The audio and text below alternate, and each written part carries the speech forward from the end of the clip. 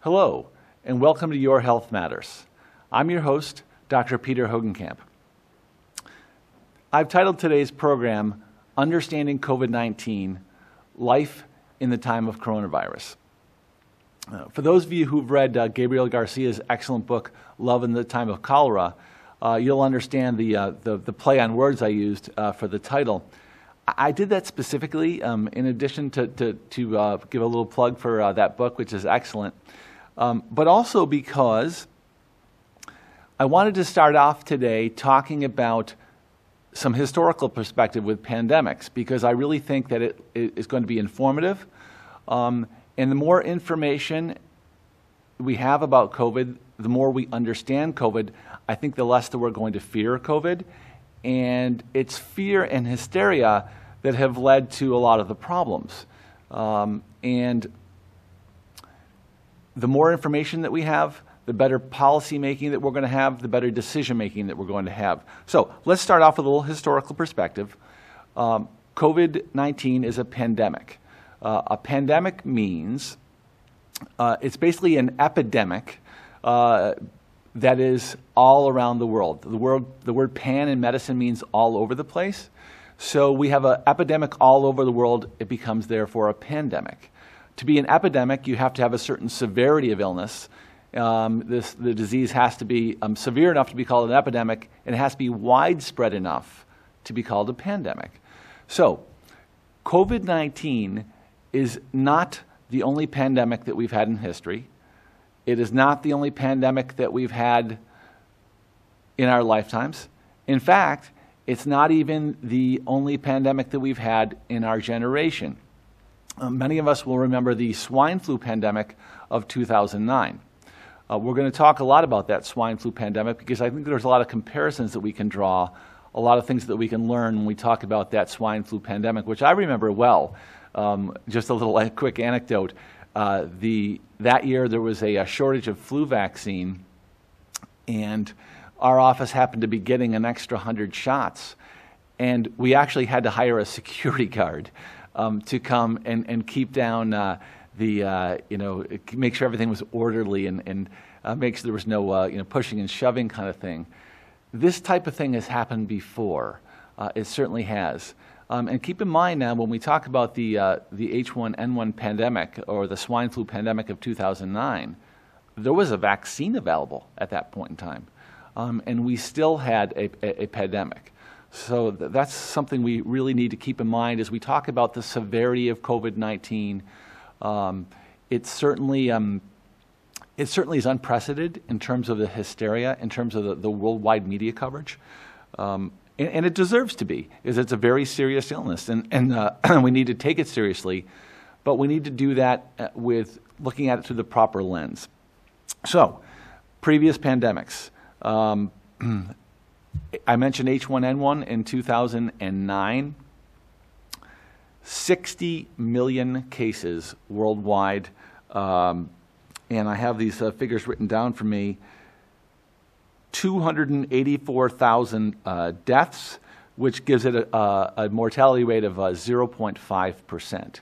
Just for your information, the average flu, the average seasonal flu, gives us a mortality rate of about 0.1%.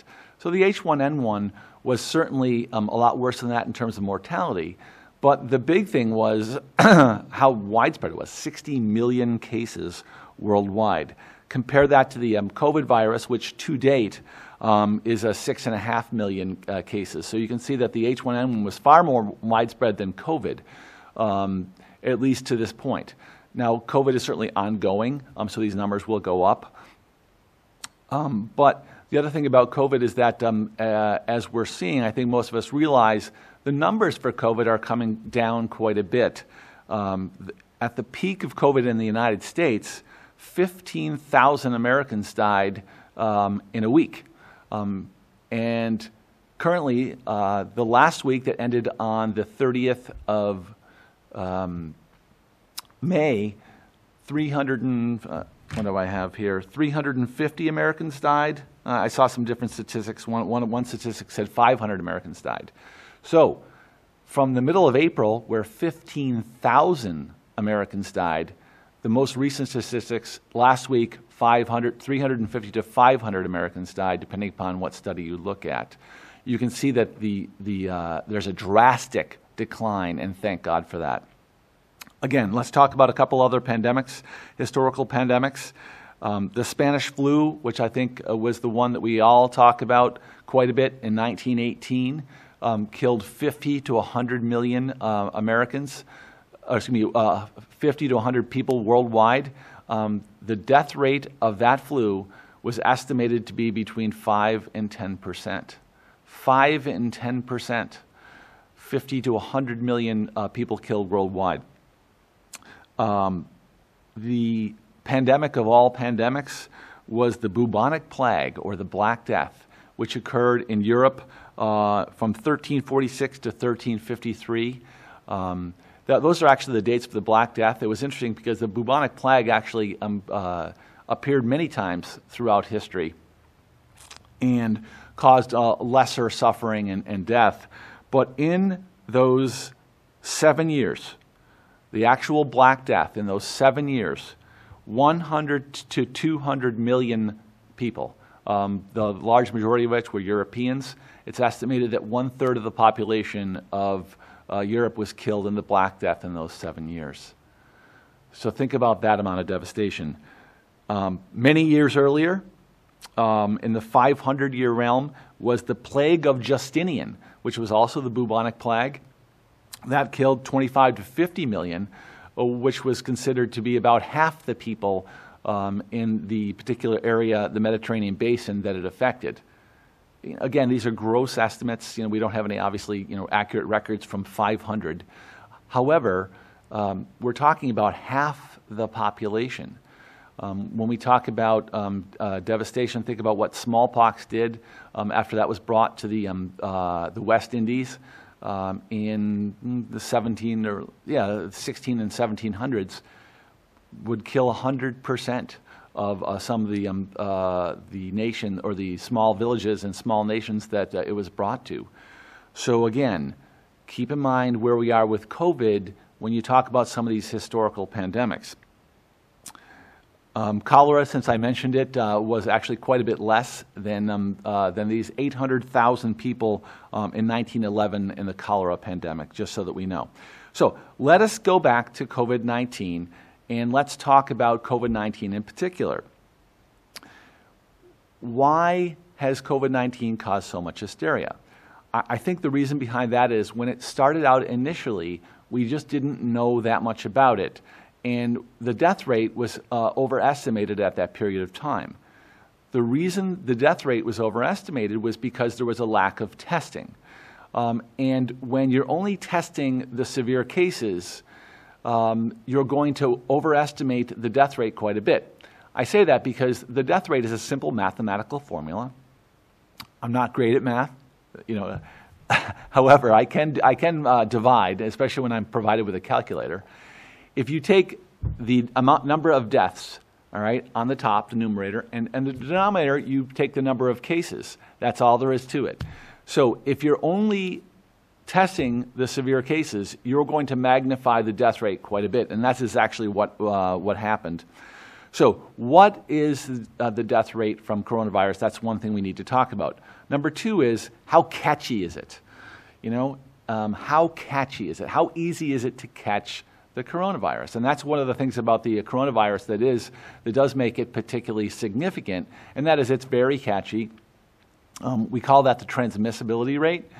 And the best way to look at it, the simplest, most understandable way to look at it is, for every person that gets the coronavirus, how many people do they actually infect? And with the coronavirus, that turns out to be about, for every person that's been infected, they infect between 2 to 3. The rates vary, but everyone will tell you it's between 2 to 3. Let's say it's about 2.5. Most seasonal flu transmissibility rates are quite a bit less than that, usually in the kind of 1.2, 1.3 range. The pandemic flus, and this is the reason they became pandemics, are more transmissible. The H1N1, which again we're going to make comparisons to that quite often, because I think there's a lot to learn from doing so. And that transmissibility rate was about 2.3 as well. So the transmissibility rate of the this 1918 Spanish flu, which again killed 50 to 100 million people, depending upon which estimate you look at, was actually quite a bit higher than that. And the death rate was high as well. So when we're comparing COVID to some of the previous pandemics, we want to realize that it's quite a bit less significant than the Spanish flu back in 1918. There are significant similarities between those two in that the 1918 Spanish flu was a novel flu virus.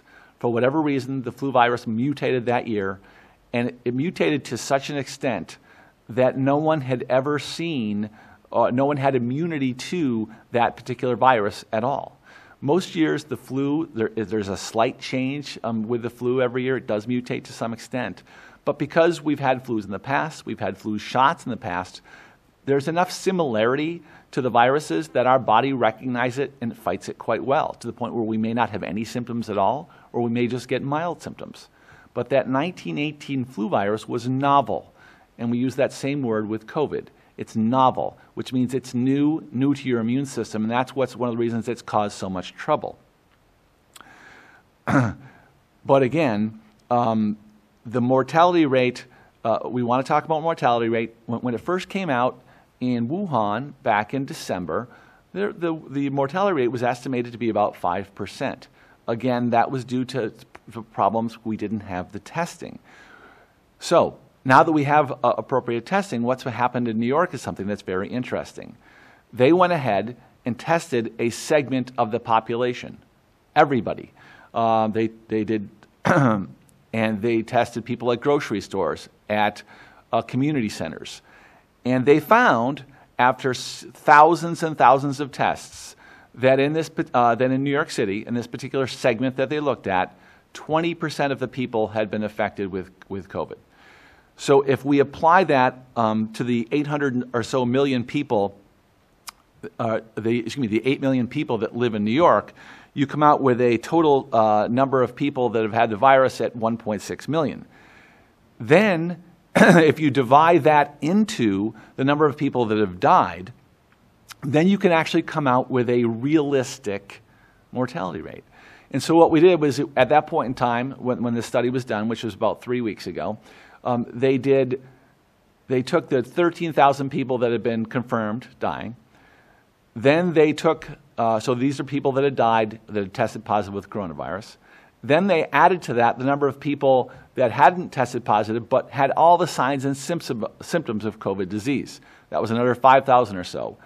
And then they took and added the number of deaths that were extraordinary to that time period. In other words, we expect during a certain month of the year, in a certain place, we expect a certain number of people to die of various causes.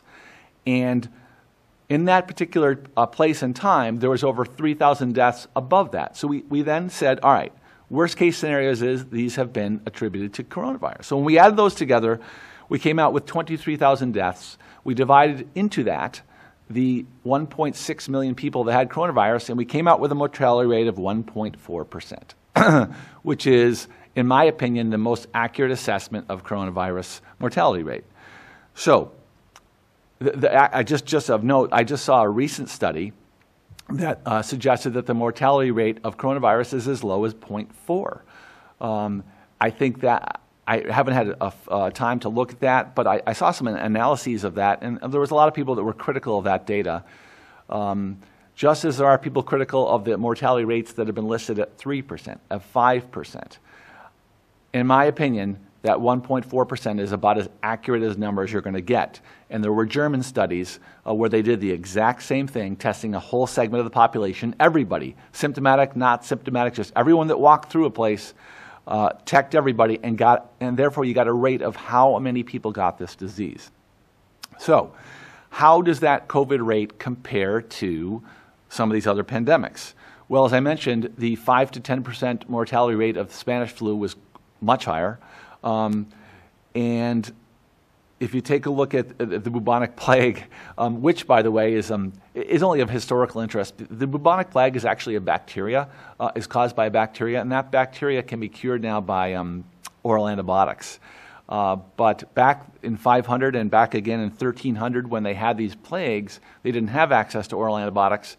The mortality rate in those plagues back there in medieval history, 50%, massive mortality rates. You can certainly understand the fear and the hysteria then when at least every other person who got the bubonic plague died.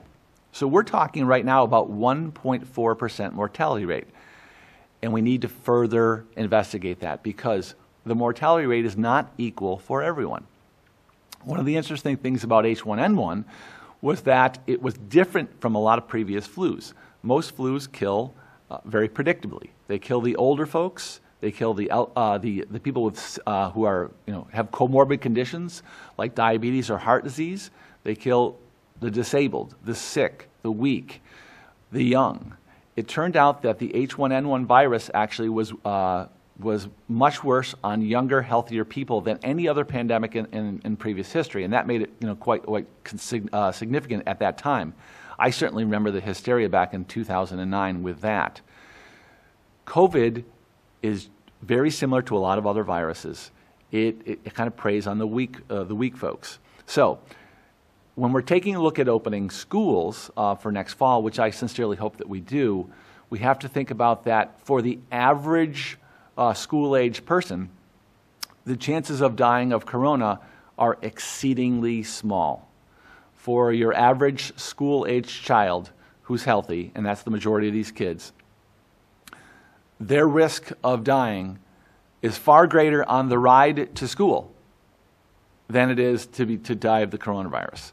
Now, I do understand very well that there are other things involved, such as, these kids are the reservoir for the disease. If these kids get the disease, they're giving the disease to other people who aren't as healthy. But I just want the data to be out there, and we need to understand what the numbers are, and then we can make intelligent decisions about it. So, the mortality rate, I mentioned 1.4. The mortality rate of the H1N1 flu was 0.5.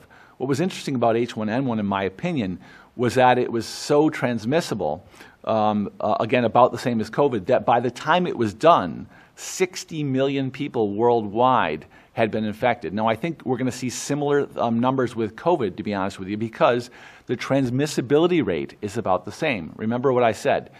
Transmissibility rate is the number of people that get coronavirus from one infected person. Coronavirus is running about 2.3, anywhere, as I mentioned, between 2 and 3, but let's call it 2.3, which is almost exactly the transmissibility rate of H1N1 back in 2009. So I think when all is said and done, when as this continues to play out over time, we may see the same number of people be infected. There's 6 million worldwide right now. Remember, H1N1 was 60 million. So we're certainly not done with the coronavirus. I think we would all like to be done with it. You're noticing that I just came fresh from a haircut, which is the first one I've had in a long time. It was wonderful to get my haircut. Put me in a great mood. And I use that as an example of the number of issues that have happened to our society, obviously the haircut being a simple inconvenience. But there are other issues as well. And I wanted to get on to talk about some of them because we are all talking about, in barbershops, at our kitchen tables, in my doctor's office, we're all talking about ways to move forward. And I want to talk about first, because I do want to end with ways to move forward, but I also want to talk about why we need to move forward. So, the healthcare machine that I participate in every day, that we all take for granted in this country, takes a tremendous amount of money. And as our economy has been slowed down, or in some cases, in some sectors, stopped entirely, we are generating quite a bit less revenue in our country, in fact, in every country throughout the world. And that was done for understandable reasons. And I certainly think it led to a lot of saving of life by stopping this transmission. The truth of the matter is that all these things like quarantine and social distancing work. The virus cannot live on its own outside the body for extended periods of time. There's been a lot of debate as to how long it can be, but a virus needs to be attached to a host. Yes, it can live for certain periods of time on tables and things like that, and that's been debatable. I think the newest information is telling us that it really doesn't stay alive that long on surfaces. But again, it needs a host. So when you stay away from each other, when sick people are quarantined, all of a sudden this disease dies down, and that's why we're seeing from February, the week ending April 18th, where 15,000 Americans died, to the week ending on May 30th, where approximately 500 Americans died. That's why, because quarantine, social distancing works. If there's one thing that we move forward with, I think it's that we need to take a whole new approach to illness containment in general. I think we've been very lax, about that type of thing in this country. I refer specifically to people going to work when they're sick. I realize this is an issue for a lot of folks because they have a certain limited number of sick days. They are having difficulty making ends meet, and they can't miss work. I understand all those things, but I think we need to come up with some political directives that answer those questions, because people going to work when they're sick, people not covering sneezes, people not washing their hands appropriately, these things lead to greater disease.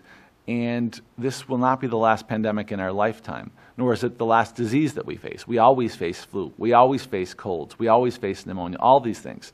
And I think we can learn lessons from COVID that will actually improve our life in the future. Masks work. Social distancing works. Washing your hands works. I was talking to one person in particular, and he was telling me about that how he's actually learned, I really enjoy washing my hands. And I got to talking to him, and this is a guy that, other than taking a shower, never washed his hands. And this is a common story. So, as a physician, obviously, I wash my hands all the time, but I thought it was just kind of part and parcel of modern life. But I've begun to learn that it actually isn't. So we're going to learn some lessons. We're going to make some changes in our culture that are positive moving forward. So why do we need, you thought I forgot where I was going with this, but I didn't. Why do we need to move forward? Well, we are going to see a tremendous lack of revenue, a tremendous loss of tax income. Our federal budgets, our state budgets, our municipal budgets are going to be all strained. And what I fear is that the first thing that gets cut is going to be social programs. I think we're going to see a lot of cut in medical programs as well, but we're going to see a lot of social programs being cut. And when you cut those social programs, the people that lose are the people at the margins of our society. We're going to see people who have, the elderly are going to lose. The people who have mental illness, the people who have substance abuse issues, chronically ill people, all these people, again, I refer to them as the people at the margins of society. These are the people who are going to lose. They're not only going to lose, we're actually going to see an increased mortality as a consequence of this. And so as these programs get cut, and again, I'm not saying they will, I fear that they will, because that's what's happened historically. We can learn a lot of lessons from history, and with every recession, these very important social programs get cut because they're an easy thing to cut out. We're going to see a lot of increased mortality because of those issues. So for instance, let's talk about people with substance abuse. When methadone programs get cut, when programs, social work programs get cut that supervise these folks, when counseling programs get cut, you're going to see an increase in the mortality of this particular population. And it's the same, when we have to compare that to the mortality we've seen from the coronavirus. A life is a life. Whether a person dies from COVID or they die from a drug overdose because of a lack of social programs to prevent it, it's still the same. So we need to get our economy back going so we can keep these very important social programs around. And if we continue to shut down works and business, we're going to see more of that. So what I would like to see is I would like us to get back to work. I would get back to school, but we want to do it in a smart way. We want to use science, and that is we want to test. As I mentioned earlier, the reason we got into a lot of the hysteria, I think, is because of the lack of testing initially. We couldn't track the disease. We didn't know how much of it was out there. All this fear, all this unknown, that's what scared us. And as we've gotten more numbers, I think we've really kind of come to grips with it. We've got a much better handle on it. So we need to test and test and test. There should be no test that is considered to be a bad test. In other words, if someone's concerned about it, we should be testing them. We should be testing asymptomatic people. As the kids go back to school, we should be randomly testing them. Because we know that quarantine and social isolation works. So once these kids get back, and if we do see a spark in the rates, which I think we're going to, then we go ahead and quarantine. Then we go ahead and use social distancing again. We can even do some limited shutdowns as necessary in certain areas which are affected.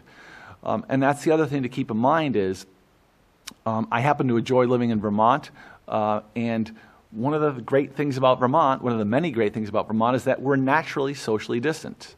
There's a lot of space around for not that many people. And that's, I think, one of the secrets to our very low infection rates is that we're naturally socially distanced. But a place like New York City has a much more difficult thing. There are, in some cases, entire zip codes living in one building in the Bronx, in huge buildings, 30 people riding one elevator. It's very difficult to quarantine in those circumstances.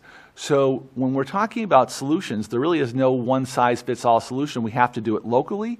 We have to do it by testing. The other thing that we have to do is trace. Tracing simply means when a person is found by the health department to have coronavirus, that we trace all that those person's contacts, and we call them and isolate them. It's a great way of preventing the spread of disease. One of the things that we don't have is enough people to do that. And one of the reasons why is it costs a lot of money actually to hire contact tracers. But it's so important. And as we move forward, I would really like to have all of us ask our state representatives to do this. Keep the health department full of contact tracers. We need a lot of testing facilities. If we do that, we are going to find that when in the fall, and the schools open again, when the numbers start to spike some, that we can keep it at bay. Keep in mind now, this is very similar to the H1N1 pandemic that was in 2009. Again, the transmissibility rate was almost identical. The mortality rate of COVID is a bit higher. It's 3 times higher. In fact, 1.4% is basically 3 times as high as 0.5%. But there was a vaccine for H1N1, and I would like to, so keep that in mind as we look at those numbers. You have to keep in mind that there was a vaccine for that illness. So I would like to end with the vaccine. They are working on a vaccine right now. I think it's very promising, but I want you to keep a couple things in mind. We ran out of the H1N1 vaccine. Because there were so many people that wanted it, more so than the average flu year. There are 8 billion people in the world. Every single person, or quite a few of the people in this world, are going to want that vaccine. So even if the vaccine were developed tomorrow, you have to make 8 million doses of that vaccine, and you have to promulgate those 8 million doses throughout the world. That's not going to happen overnight. So although I do think the vaccine will probably be out by next year, and all of us at this point in time next year will probably all have had the availability of the coronavirus vaccine, I don't think it's certainly not going to be here in time for this fall, as our numbers spike again in the fall, as they naturally do as we congregate indoors when the weather gets colder and kids go back to school. I do think, so we're going to have to use these methods, and keep in mind, they work. They really do. So I hope this has been informative. Please take a look at Peter Hogenkamp Books, which is my website, which has all kinds of other videos. Have a great day. Appreciate your interest. Cheers.